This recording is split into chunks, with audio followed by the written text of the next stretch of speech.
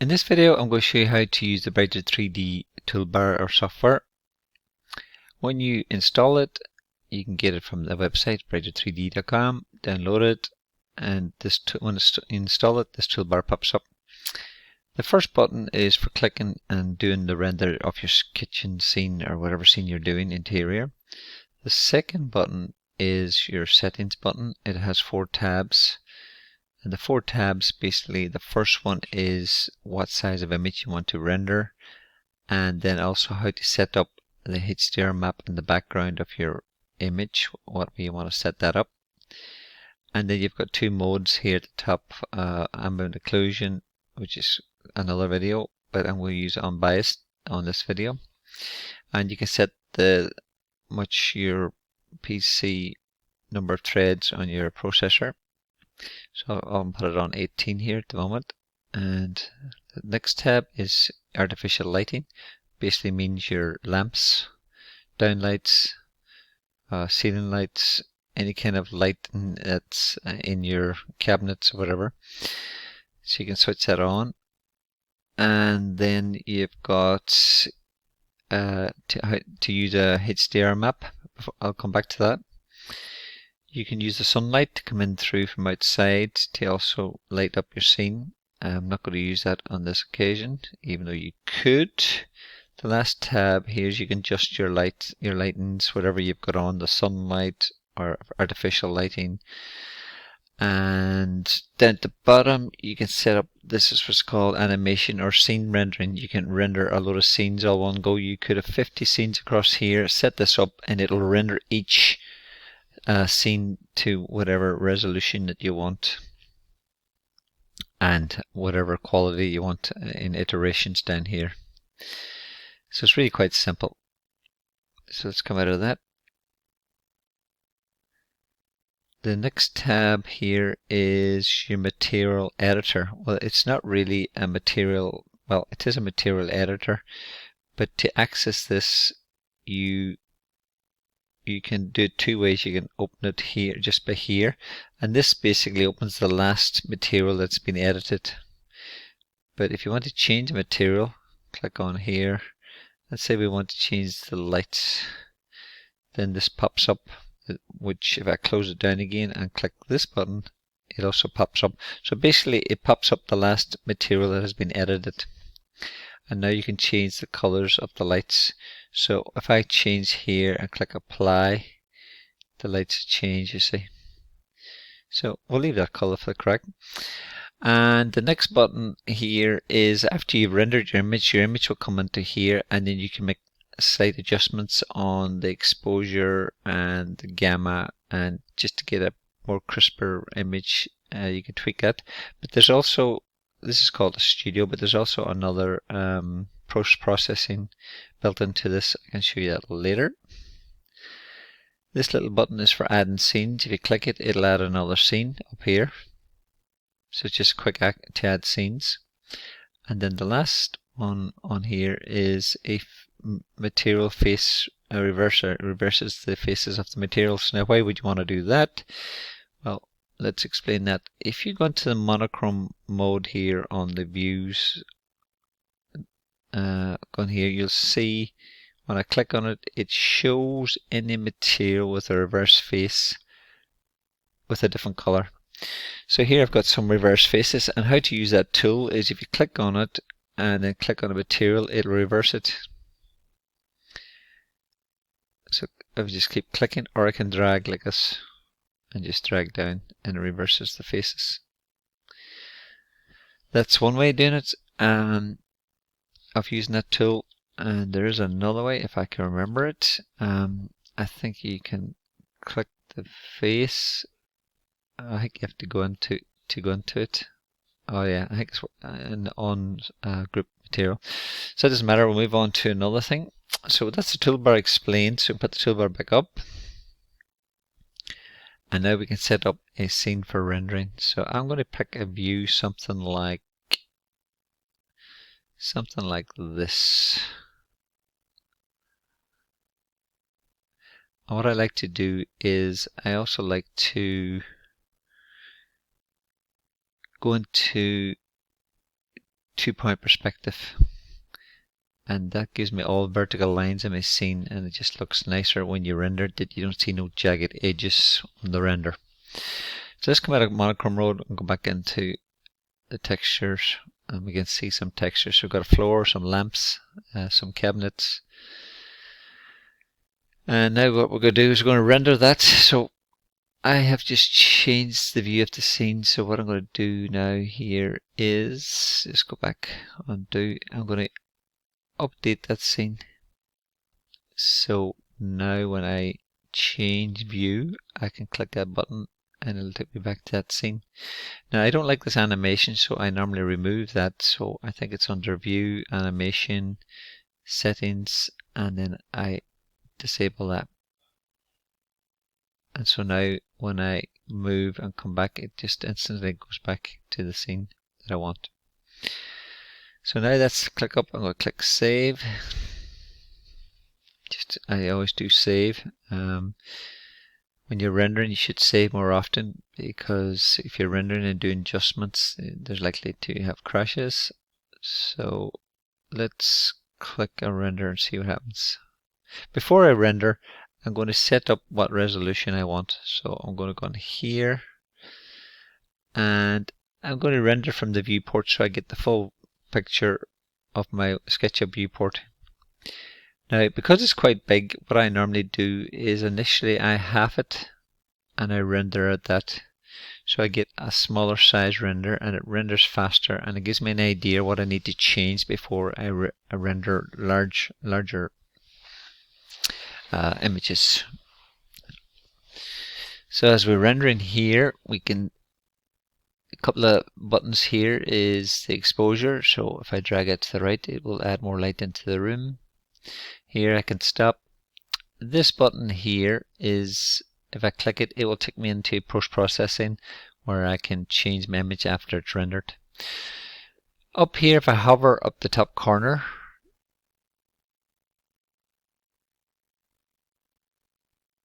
before I do that, let's look at the image and see why is there no outside in the image. And the reason for that is there's no outside there, there's no picture out there, there's no HDR map out there. So I'm going to stop that, close it down, go back into the settings and add a HDR map under the HDR map in the settings tab. This settings icon. Right, so we're going here, I'm going to say use HDR map. I'm going to add this one. Open. Now you don't need to worry about these settings down here because they're all for advanced users, and they're pretty much set up okay as they are. The next thing I'm going to do is I'm going to apply that and go back to my render again. So I go render, start, and let's see what we get.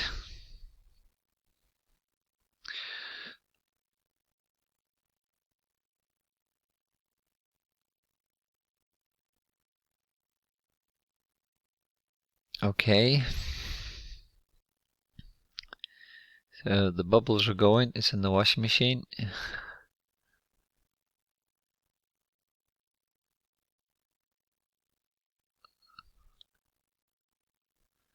taking a wee bit longer than normal there.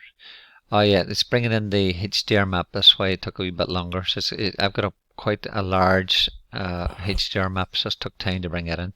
So now you see we've got the outside there.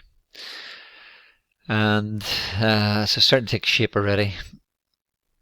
Right, the next thing that we will look at is we've got the outside HDR map. You'll see that the sun is shining in on the floor here. Now I'll just show you how to set that up. So let's stop, close down this a second, scroll out of your window and show your models. This is my model here, and I've got a roof on it. Let me just hide that for a second. And I've got my kitchen in here, and I'm just rendering this little part of it. Okay, so I'll undo, put my roof back on again, and now I want the sun to be shining through this window. So at the moment, how do you set that up? Well, if you go to shadows, switch on your shadows, you'll see the sun is shining here. So you can adjust that around so the sun shines in through here. So let's just do that.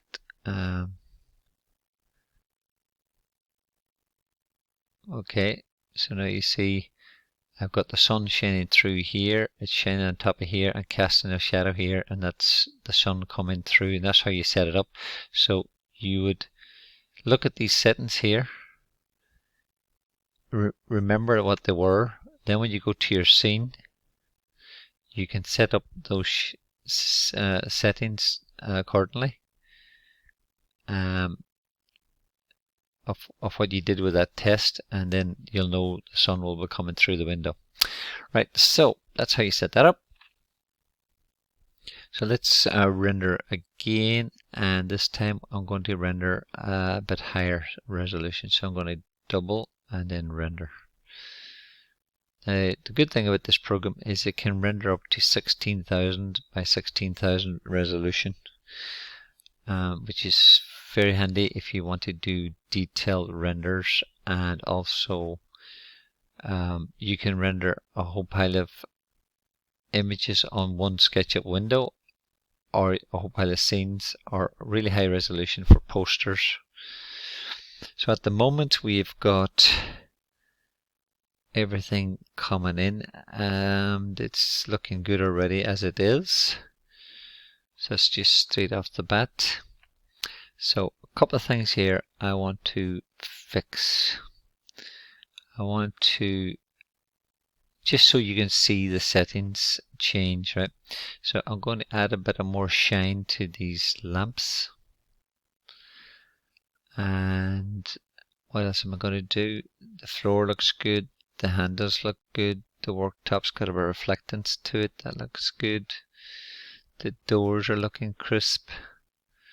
Got details here, the hub's looking good. There must be some sort of light in here. Got a little bit of bleed through the bottom here, which is basically easy to resolve. You just put another face in there. It'll probably disappear anyway. And then I wanted to show you how to change the outside window here if you don't like the view. So if you come up here and you hover over this corner, not right in here, but just there a little bit, these pop up, these controls pop up, and what they do is they increase the brightness of the bottom one, increases the brightness of this outside image. So let me just overemphasize that so you can see.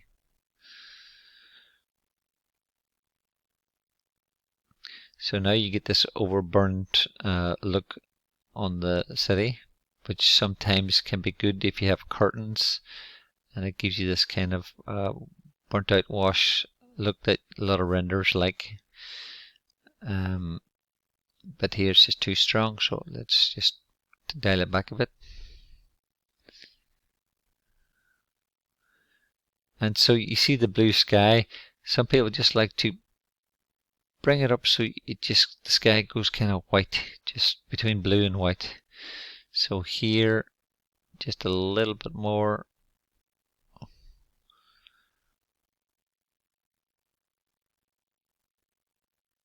Something like that. And now you can adjust the position of this by the rotation. So I can rotate it a little bit. Just rotate it and see what we get. So I'm rotating the HDR map,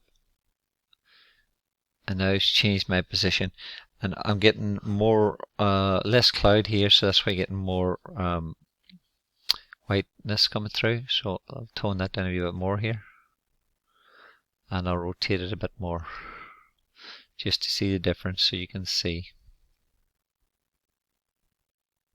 Okay, I'm picking up some trees here now, so we'll scoot back a little bit. So let's go back and just maybe get a wee bit of some trees, and A little bit of city. Okay, something like that. We'll leave that as our outdoor image.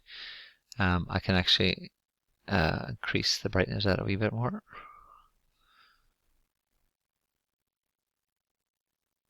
Okay, I like that. So you can go and find as much as you like out there on the internet. There's a whole pile of downloads, HDR maps to download, and you can bring them in and use them. At the moment, I'm just using directional mode on this. So you got those modes. If you go up here, you can change it to sphere or dome. So let's change it to sphere just so you can see. And it will update here in a second.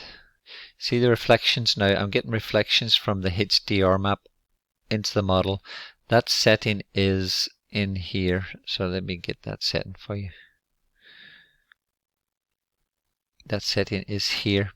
So background selection, I've selected the HDR map, and then reflections selection. I'm getting my reflections from the HDR map. So you have to have that switched on. If you're not getting no reflections, that means you haven't got this switched on. So let me go back into the render a second here. And you can see there's the reflections coming from outside and even on here.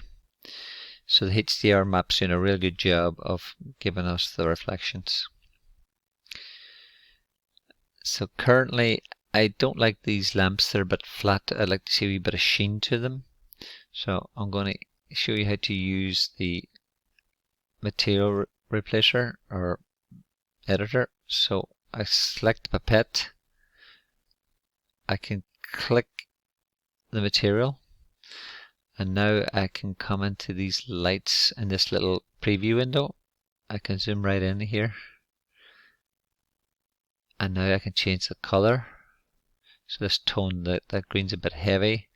We'll go with something like, shall we go with something, let's go with some yellow ones, and then I'm going to add a bit of sheen to it, so quite a bit of sheen, so I get this reflectance to it. And I also, it's very glassy looking, so I'm going to add a bit of roughness to take out the glass look, and then I'm going to apply the, hold on a minute. So if I switch on the metal, you see that looks like metal, but I don't want it to look like metal, so let's apply that and go back to our render and have a look. And this will update here now in a second, hopefully.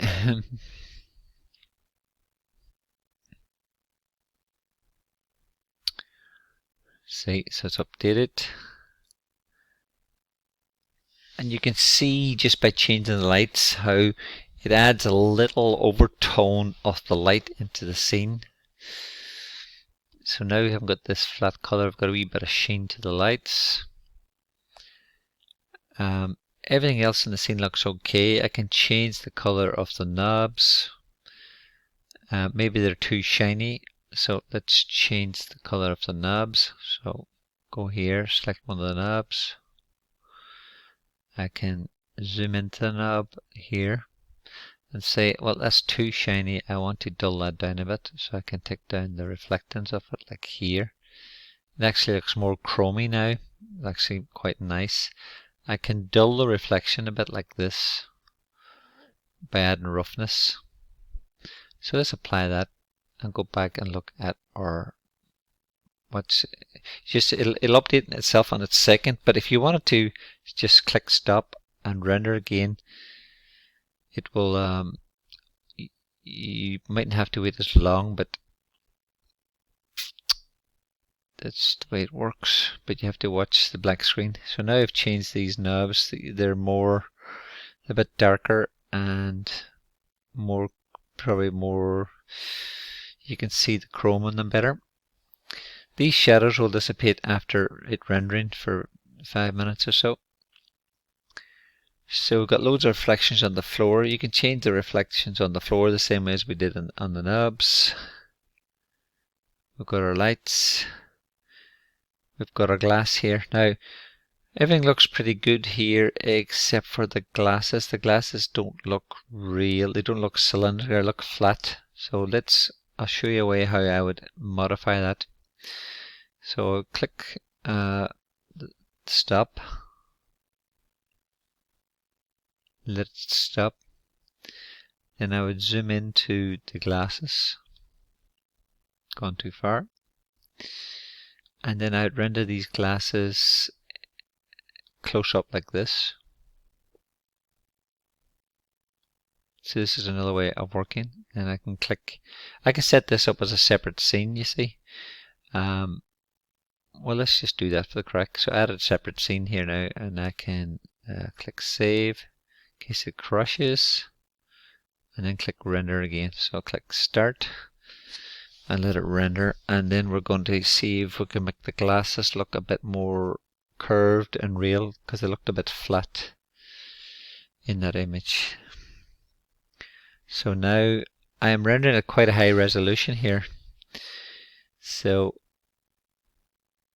these glasses look too transparent. They're not opaque enough. Opaque, yeah, and this looks a little bit shiny. I could tone that down a bit.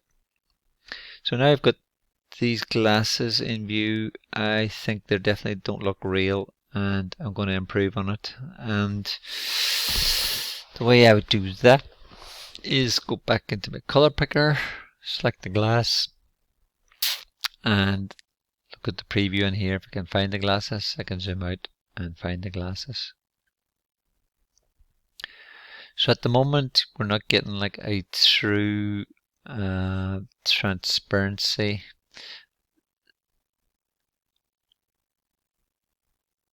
And the refraction maybe not be correct either. So what I'm going to do is I'm going to have a look at the bottom here and try and make this a bit more opaque rather than translucent. So how will I do that? I will increase the reflectance to begin with. And now you can see here, you can see a bit of glass. Now I've got too much reflectance, so I need to make it more translucent. So this is just a little bit of, you just get to an idea in your head of what to adjust after a while. So refraction looks too heavy still. So let's move it right down to 1.1, 1.5, so yeah. So we're still getting this translucent look. So I'm going to try and increase the diffusion here a little bit. As I increase the diffusion, it's getting actually more opaque or more translucent. So let's go back down and go back and use reflectance again. And you see, as I use reflectance, you get this trade-off between it looking like metal or it looking like glass. So I'll go get rid of the reflectance by bringing up the transmissivity. It's like see-through. And let's have a look at the other glass beside it. Where's the other glass? The other way, is it? Here, this one. Right, that's definitely a better looking than before. Now to give it a little bit more depth, I could add a little bit of color by just adding in a bit more color into it here. So let's go quite a bit. So it's changing the color to blue. So what I'm going to do is just add a bit of darkness in by making these three numbers the same, 2, 3, 4. Now you get this kind of dark look to the glass. So let's zoom out a wee bit. And now you can see that there's actually two glasses sitting there. They're not just transparent. Still a wee bit too much reflectance, I think.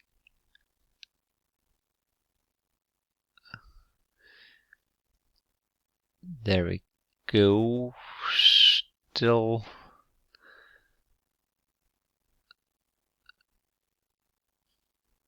Okay, so now you can see there's two glasses sitting there. You can see the stems touching the ground, and they're probably just a little bit dark, so let's go back up again to 250 on here. And if you wanted to give the glasses a little tint, you could do make it a little tint of something. So here, some people like to do a wee tint of green or a wee tint of blue. So there is a little tint of something there. So I'm going to leave that, apply it, and then I will change the view and just render these glasses a little bit further back so they haven't got the black background. So let's render that. Stop, start. So you see those glasses were very flat there now. You'll see they've got a kind of curvature to them. So let's render that.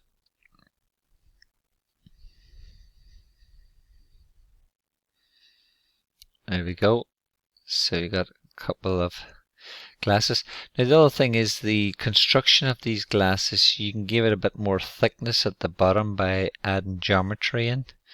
But I'm just going to use what we have here. And you can see that that's coming up nice there. I could probably make them a little tint darker. But that shows you how to modify that. Everything else looks good in this. So let's go back to our scene and adjust something else just so you can see how we do it. So let's go back to this scene, and now we can stop and start and render this scene.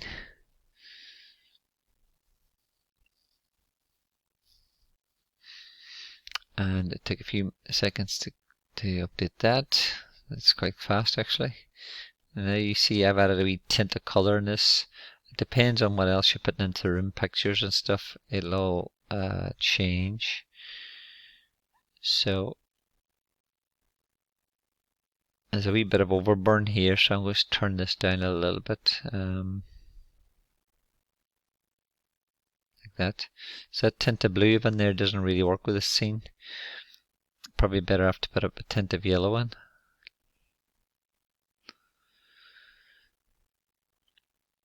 Okay, so now let it render.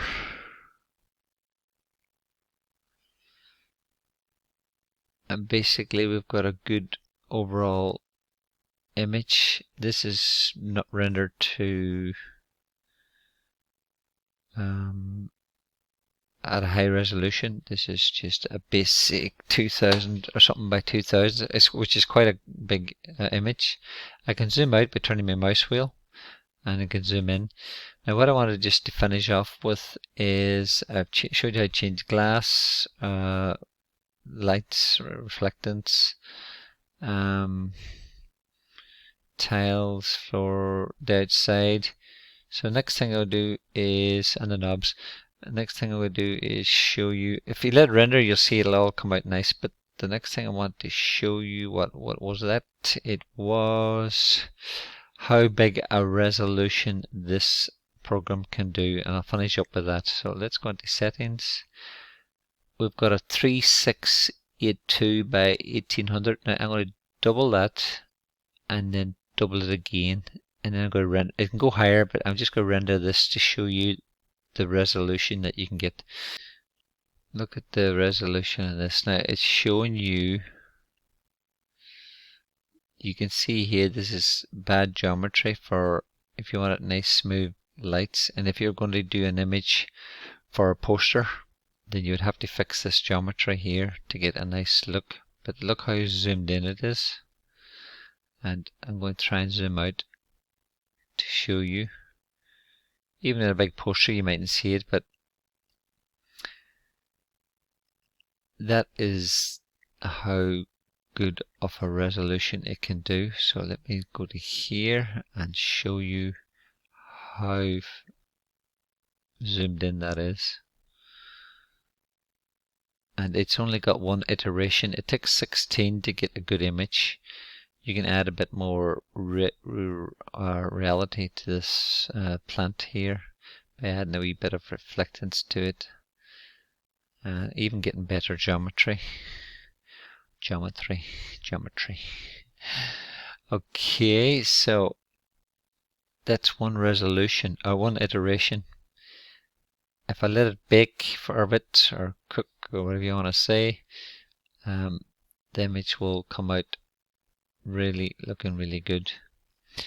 So I'm going to stop the video there, but before I do, I'm going to show you the image of it rendered at a small resolution, just to show you how you can work fast. So if I halve this and render it that, and you render it a little small image, you can let this run for a minute and it will show you basically what you're going to get. Rather than waiting for it to render and find out there's something wrong with it, you can render a small image like this, let it run up to 64 iterations, and it will tell you what you need to fix before you do a large render. So that's a top tip there. And as you can see, it's got a little bit of overburn here, so I can turn that down a tad like that, and now we've got a good image. And if you want it more light in here, you can do that through lights, adding lights, artificial lighting. So there's basically your image. That's 100 iterations. I can click stop, and then I can go into the studio, which is another tutorial on top of this one. So let me see if that'll pop up, and then we'll finish the video at that. And there you go. So it's popped up now. So your image can be, you can go in here to post-processing, and now you can use all these adjustments in here to adjust this image, exposure, bloom, and lots of other settings there. Thanks for watching the video.